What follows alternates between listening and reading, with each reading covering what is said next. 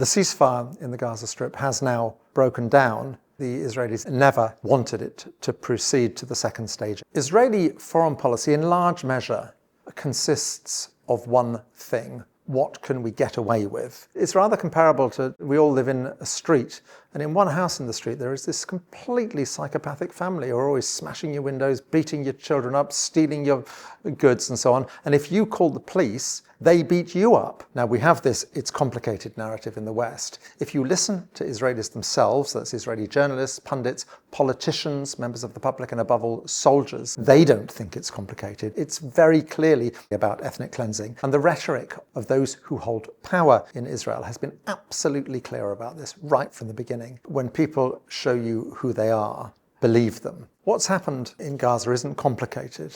It's genocide. It is the greatest crime of the 21st century, and it would not have been possible without the complicity and indeed active assistance of Western politicians and of the Western media. Apartheid is not an issue. It's not on the one hand this, on the other hand that. It's a crime. Ethnic cleansing is not an issue. It's a crime. And above all, genocide is not an issue. It's a crime. But as long as the bulk of Western media is reporting the whole thing as it's complicated, on the one hand this, on the other hand that, then the Israelis are getting away with it. The most extreme right-wing, Greater Israel expansionist elements in Israel are now clearly emboldened. You have this profoundly unstable apartheid state, and it would appear now expansionist country which has nuclear weapons. I mean, it's hard to overstate how dangerous this is, and yet we just apparently prepared to carry on taking it as given that it is Israel that is our ally. In the West, politicians simply don't understand that we have moved into another era now where Western claims of moral legitimacy, in as much as they were ever worth much and ever taken seriously, have now gone forever. The West has no moral legitimacy at all, because although for some reason Western politicians and journalists are able to watch 20,000 children being slaughtered in the Gaza Strip, in the global South, people seem to have a much stronger sense that these were human beings that have been killed.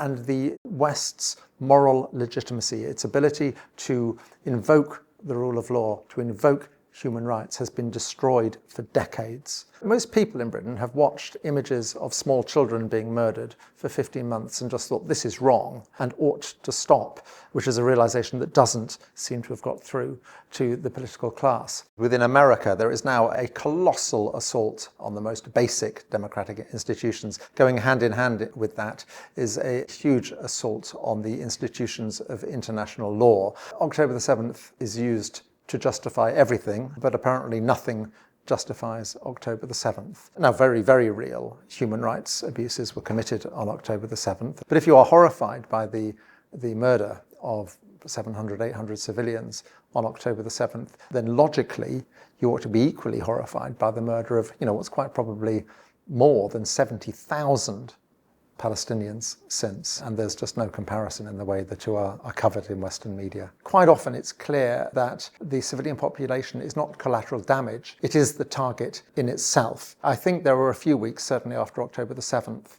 where the Israeli targeting processes provided the thinnest veneer for what was essentially a punitive slaughter. And then thereafter, the widespread destruction of property, as is now becoming clear, the intention was to render the Gaza Strip unlivable. That ethnic cleansing of 2 million people from their homes is being presented as a real estate plan, sort of blue skies thinking, is quite grotesque. We're talking here about probably the greatest crime of the 21st century so far. Just imagine how this would be being reported if it was 2 million Israelis who were being driven from their homes. If they really do want to drive 2, 3, 4, 5 million Palestinians out of Gaza and the West Bank, the consequences will be devastating. It would quite probably lead to the fall of the regimes in Jordan and Egypt, and could even lead to protracted wars between Israel and those countries. And it's surprising that sort of cooler heads don't kick in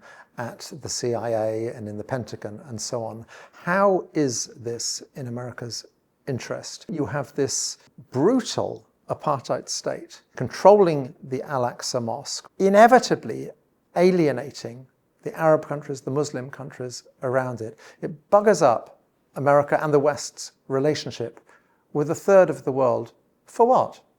A bit of security cooperation, a bit of military cooperation, which they need against those countries precisely because they have alienated them so much. It is quite extraordinary. You would never guess who was the superpower and who was the client state. The Israelis treat the Americans with absolute contempt. And it is quite bizarre the degree to which the American political establishment is prepared to make itself subordinate to what the Israelis perceive to be their own national interests. For decades now, life has been made a lot easier for the Israelis because their borders with Egypt and Jordan are shored up. They have sort of understandings with the monarchy in Jordan and the dictatorship in Egypt. It really looks as if the Americans and Israelis are in danger of blowing up those relationships. Peter Oborne and myself were in Jordan, and we had a number of meetings with very well-placed senior sources who wanted clearly to get a message across that was coming from the government. And their message was very clear. They will go to war before they accept large flows of refugees across the Jordan from the West Bank or from Gaza. They acknowledged Jordan will inevitably lose a war with Israel and lose a war very easily.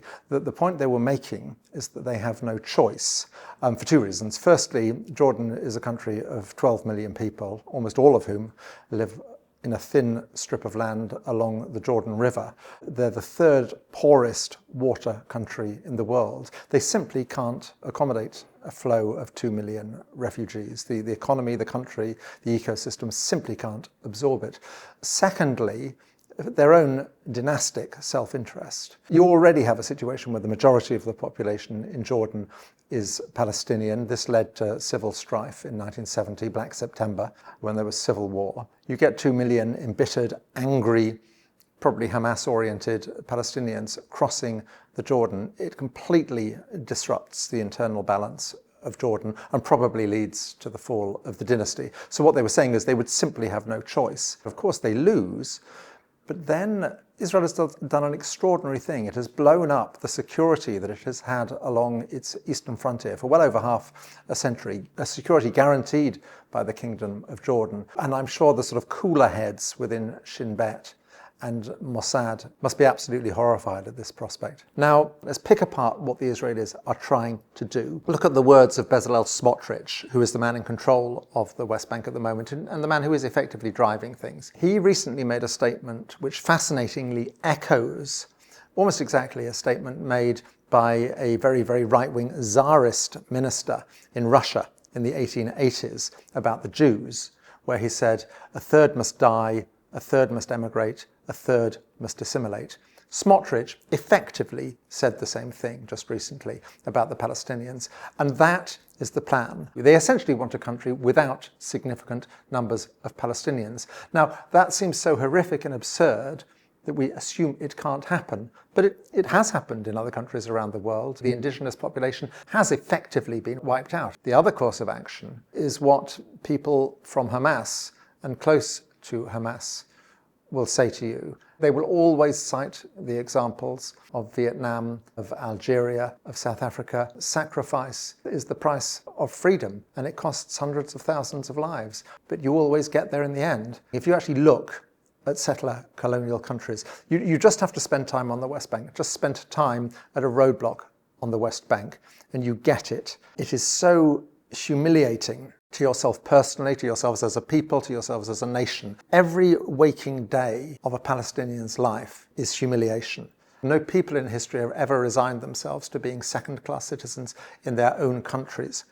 The only places where that's happened is where they have effectively been, in large measure, wiped out. I mean, just imagine a fantasy world where you have the same sort of process that happened in South Africa and you have it in Israel, where Israel becomes a non-ethnic democracy, a country where people of all faiths and nationalities and ethnicities have full political, civil, and human rights. Now, at that point, two-state, one-state, whatever, it all becomes quite easy. Once the requirement of ethnic hegemony has gone, it all becomes a lot easier. And just imagine how many problems around the world, how many problems that flow outwards from Israel are suddenly resolved if that's the case. As ever, the Israel-Palestine story is a perfect example of the inadequacy of mainstream media, which really doesn't seem able to cover this story properly. And it's an illustration of why we desperately need outlets like Double Down News. And I would urge you to support Double Down News in any way you can through Patreon.